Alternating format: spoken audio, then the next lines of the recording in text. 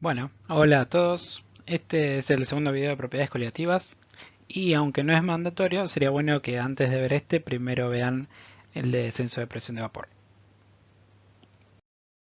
¿De qué se tratan las propiedades coligativas? Nosotros ya estudiamos las propiedades coligativas en química general, donde nos explicaron las cuatro propiedades y las ecuaciones a utilizar, pero no entramos muy en detalle de dónde vienen estas ecuaciones. Acá en físico-química vamos a desarrollar esas ecuaciones para entender de dónde vienen y qué se asume cuando las utilizamos.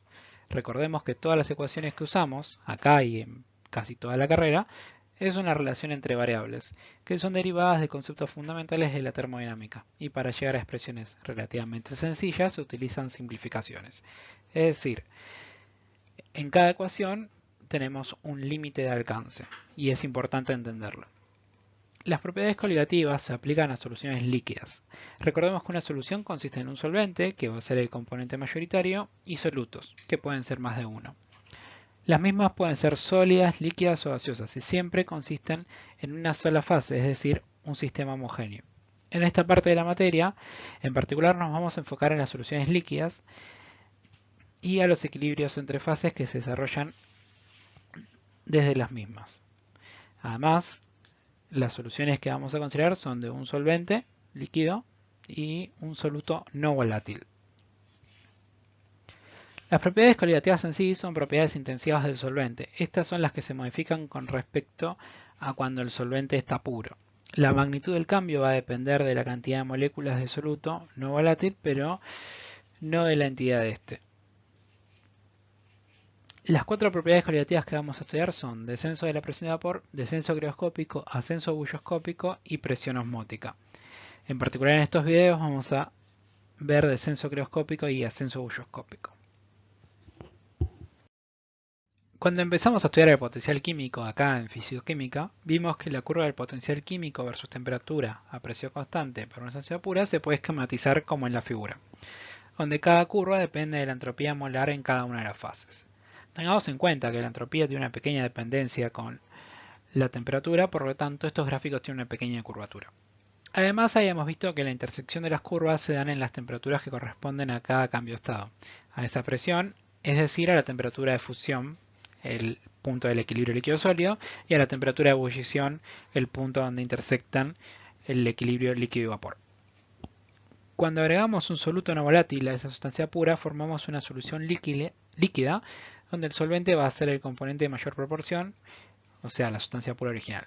El potencial químico del solvente va a seguir la ecuación que está en pantalla, y recordemos que en esta unidad temática, si escribimos una propiedad o variable sin subíndice, es porque estamos haciendo referencia al solvente.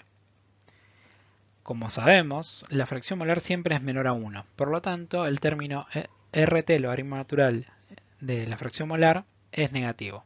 Y siempre el potencial químico del solvente en la solución va a ser menor que el potencial químico del solvente puro. Si además de considerar un soluto no volátil, suponemos que el mismo no forma soluciones sólidas con el solvente, solo se modifica el potencial químico en la fase líquida, que queda de la manera en la que está en la figura. Se ve claramente cómo los puntos de intersección entre las distintas curvas se desplazan, y la diferencia de temperatura que tenemos entre ambos estados son los cambios en las temperaturas de equilibrio, que los llamaremos delta T o tita indistintamente. Notemos que, como siempre, la entropía molar de los sólidos es mucho menor que la de los vapores. A una misma concentración, el cambio en el descenso crioscópico va a ser siempre mayor que el cambio en el ascenso ebulloscópico. Si ahora vemos el diagrama de fases para el agua, por ejemplo, tendremos un gráfico similar de las dispositivas. Notemos que es solo ilustrativo, en realidad el punto triple se da a 0,01 grados centígrados. Recordemos que cada región marca en qué estado de agregación se encuentra el agua pura a esa condición de presión y temperatura. Si tenemos que representar el mismo diagrama, pero para una solución cuyo solvente es agua, el mismo cambiaría de la siguiente manera. También en este gráfico podemos notar que el descenso crioscópico es mayor que el ascenso bulloscópico. Vamos a estudiar puntualmente qué sucede en el punto de equilibrio entre la fase líquida y sólida. Vamos a partir, como siempre, de describir cómo es el sistema. Tenemos una solución líquida compuesta por un solvente, que llamaremos componente 1, que tendrá una fracción molar X sin subíndice. Y solutos no volátiles, que van a ser los componentes 2, 3 hasta el n. Y con composiciones correspondientes X2, X3 hasta Xn. Esta solución está en equilibrio con el sólido, que es solvente puro. Ambas fases están a la misma presión y temperatura. Esta condición se describe según la ecuación que apareció ahora en pantalla. El potencial químico del solvente sólido puro es igual al potencial químico del solvente en la solución. Si reemplazamos el potencial químico del líquido por su expresión correspondiente y despejamos el logaritmo natural de la fracción molar del solvente, nos queda la siguiente expresión. La diferencia de potencial químico del solvente puro en estado sólido y líquido es el delta G de congelación o el menos delta G de fusión. Recordemos que nuestro objetivo es encontrar una expresión para calcular el cambio en la temperatura de fusión ante cambios en la concentración. Para realizar esto, vamos a derivar con respecto a la temperatura. Por Gibbs-Helmholtz sabemos que se cumple la siguiente ecuación. Combinando estas dos expresiones llegamos a la siguiente, la cual para que tenga alguna utilidad la debemos integrar. Y para eso necesitamos establecer los límites de la integración. Si la concentración del solvente es 1, es decir, cuando el solvente está puro, la temperatura de fusión va a ser la del justamente solvente puro. Si la concentración del solvente es X menor a 1, entonces la temperatura de fusión va a ser la de la solución. Si separamos variables, llegamos a la siguiente integral y para resolverla nos falta determinar la dependencia del calor de fusión con respecto a la temperatura. Nosotros vamos a considerar que el mismo no cambia, es decir que el delta H es constante y finalmente integraremos. Obtenemos estas dos expresiones finales que nos permiten calcular el descenso crioscópico para soluciones ideales. No dejemos de notar que la ecuación depende de las propiedades termodinámicas del solvente puro y es independiente de la identidad del o los solutos. Es más, la ecuación es independiente de si hay más de un soluto no volátil, solo depende de la composición del solvente.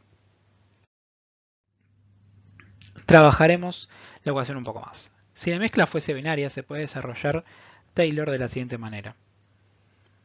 Y si además consideramos que la solución está muy diluida, entonces podemos despreciar desde el segundo término en adelante. Por lo tanto, el logaritmo natural de x se aproxima a menos x2, que sería la fracción molar del soluto. Si reemplazamos esta expresión en la ecuación obtenida en la diapositiva anterior, obtenemos la ecuación para el descenso crioscópico en soluciones ideales y muy diluidas. La utilidad de esta aproximación es no utilizar la fracción molar del solvente cuando la solución es muy diluida, es decir, cuando x es igual a 0.99999, que para utilizarla redondearíamos arrastrando error a nuestro cálculo. Ahora, si quisiéramos considerar una solución real, tenemos que usar la expresión del potencial químico del solvente en la solución real, que queda en función de la actividad del solvente. Haciendo un desarrollo similar al anterior, llegaríamos a la siguiente expresión para calcular el descenso crioscópico en una solución real. Ok, pero dirán, estas no son las ecuaciones que yo conozco. ¿En química general nos mintieron? No, no es así. Y ahora vamos a desarrollar esas ecuaciones. Supongamos una solución con varios solutos, y expresando sus concentraciones en molalidad, puedo englobar todas esas molalidades en una sola M. Que ojo, no es la molalidad del solvente, sino de todos los solutos juntos. Como bien saben, la molalidad es moles de solutos por cada kilo de solvente. Por lo tanto, establezcamos las siguientes relaciones que nos van a servir para dejar la fracción molar en función de la molalidad. La masa del solvente la podemos escribir como la masa molecular del solvente, M, por M mayúscula, por los moles del solvente, que es N minúscula. Por lo tanto, la molalidad de cada componente va a ser los moles de ese componente, N sub I, dividido NM. Además, expresemos los moles de cada soluto como la siguiente ecuación. Realizando las siguientes simplificaciones, llegamos a esta expresión que vincula la fracción molar del solvente con la molalidad de todos los solutos. Aplicando logaritmos y después diferenciando, llegamos a la siguiente expresión, la cual, si reutilizamos esta expresión que viene del desarrollo original, logramos una expresión que vincule los cambios en la temperatura con los cambios en la molaridad. Y considerando solución muy diluida llegamos a esta relación que corresponde a la constante crioscópica, la que conocíamos desde química general. La constante crioscópica se expresa en unidades de Kelvin sobre molaridad, es decir, Kelvin por kilogramo sobre mol. Por ello es importante calcularla usando el peso molecular del solvente como kilogramo sobre mol, o si se lo utiliza en gramo mol, dividir por 1000, como en la siguiente expresión. Nuevamente es importante notar que la constante crioscópica depende solamente de las propiedades del solvente y no de las del soluto. Vamos a definir el descenso crioscópico como la diferencia entre la temperatura de fusión del solvente puro menos la de la solución. Se usa o delta T sub C o tita C. Es indistinto, se puede usar cualquiera de los dos. Lo que es importante y no tienen que olvidar, y suele ser un error común, es que siempre, tanto el descenso crioscópico como el ascenso bulloscópico, tiene que ser siempre positivo. Si diferenciamos esta expresión, nos queda que el diferencial del descenso crioscópico es menos diferencial de T, y esta la podemos reemplazar en la ecuación que obtuvimos para el Kc. Si igualamos ambas ecuaciones e integramos entre m igual 0, que corresponde a cuando es el solvente puro, por lo tanto descenso es igual a 0, y m igual a m, donde el descenso corresponderá al de la solución, llegamos a la expresión final, que es la que conocemos de toda la vida. El descenso crioscópico se lo utiliza para calcular el peso molecular de sustancias desconocidas, entre otras aplicaciones. Por ejemplo, si tenemos un solvente conocido y un soluto no volátil desconocido, podemos generar una solución con estas dos sustancias y realizar el ensayo de determinación del punto de congelamiento, que consiste en enfriar la misma en un medio controlado. De tal manera que cuando se empiecen a ver cristales se registra la temperatura de fusión de la solución. En función del descenso obtenido se calculan la cantidad de moles, y en función de esos moles, conociendo la masa que se disolvió al principio, se puede calcular la masa molecular del soluto. Lo mismo se puede hacer a la inversa, disolviendo un soluto conocido en un solvente desconocido, y realizando el ensayo se puede determinar la constante crioscópica y determinar de qué solvente se trata. En el ensayo es importante registrar la temperatura cuando empieza a congelar el solvente, ya que en ese momento la concentración de la solución cambia. Pierde el solvente, por lo tanto es más concentrada. Al ser más concentrada, su punto de fusión baja nuevamente, por lo tanto, para que congele todo el solvente vamos a tener un gradiente de temperatura de fusión. No se va a desarrollar a temperatura constante como si fuese una sustancia pura. Ahora analicemos el ascenso bulloscópico. El análisis es completamente análogo al que describimos recién, pero ahora el punto de equilibrio se da entre la fase vapor y la líquida. Partiremos de la misma solución líquida, ahora en equilibrio con el vapor del solvente puro. En las condiciones de equilibrio, ambos potenciales químicos son iguales. Trabajando las ecuaciones de la misma manera que antes, nos queda el logaritmo natural de x igualado ahora el delta G vaporización molar sobre RT. Diferenciando con respecto a G, igualando con la expresión de Gibbs-Helmholtz, llegamos a la siguiente expresión diferencial. Integrando con condiciones de contornos análogas a las que usamos, obtenemos las expresiones para el ascenso bulloscópico para una solución ideal. Podemos aplicar las mismas aproximaciones si hablamos de soluciones muy diluidas. Por lo tanto, la expresión para este caso queda en la siguiente expresión. Y ahora, si quisiéramos considerar una solución real, tenemos que usar la expresión del potencial químico del solvente en la solución real, que queda en función de la actividad del solvente. Haciendo un desarrollo similar al anterior, llegaríamos a la siguiente expresión para calcular el descenso crioscópico en una solución real.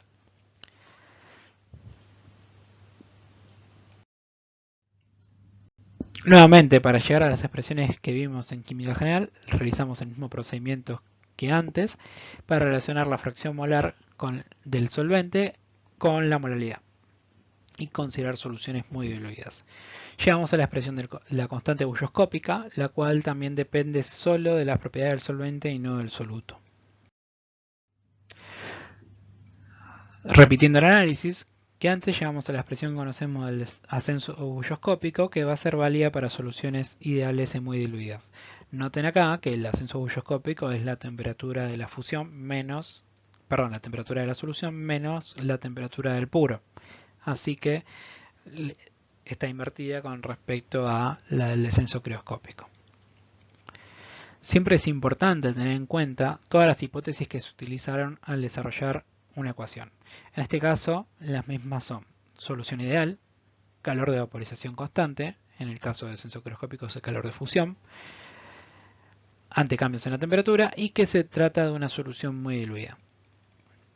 Cuando cursamos química general usamos siempre esta ecuación sin tomar en cuenta ningún tipo de limitación. Ahora que disponemos de más herramientas debemos hacer un análisis de cuándo usar esta versión simplificada o la versión que no supone concentraciones muy diluidas. Otro comentario importante es que la molaridad M corresponde a todos los solutos presentes en la solución. Entonces, para hacer un correcto análisis hay que tener presente si el soluto a analizar presenta alguna característica en la solución. Si se disocia, se dimeriza o si forma algún tipo de equilibrio. Con esto concluimos este video. Ahora están en condiciones de hacer la mayoría de los ejercicios de la guía.